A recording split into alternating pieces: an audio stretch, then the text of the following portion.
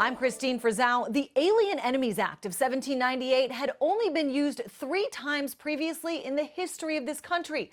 In the most recent instance, just after World War II, it involved the use of Japanese internment camps, long seen as a stain on this country's history.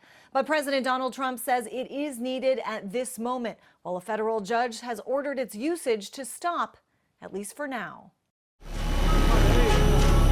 A remarkable video posted by the president of El Salvador, which he says shows the first 238 members of the Venezuelan criminal organization Tren de Aragua to be housed in his country's prison system for 1 year.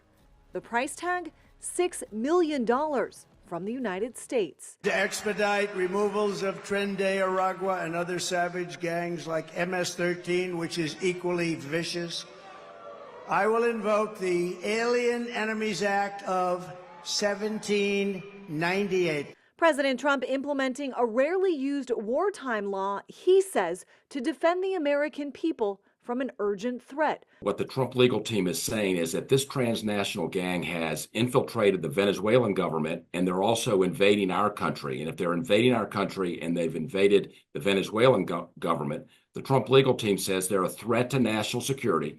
In a lawsuit, the American Civil Liberties Union and Democracy Forward arguing the Alien Enemies Act cannot be used against nationals of a country, in this case Venezuela, with whom the United States is not at war.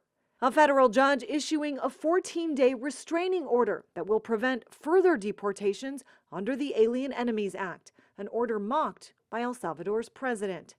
That restraining order already appealed by the Trump administration in a case like so many others expected to be settled by the U.S. Supreme Court. My argument is that we already have tools that are available to remove undocumented violent people from our country. Giving them this wide latitude to just kind of go across and just claim that anybody is anything is wrong. President Trump and his team are once again testing the limits of executive power at a time the U.S. Supreme Court has appeared willing time and time again to allow the president to decide what is and is not an actual national security threat. I'm Kristine Frazao reporting.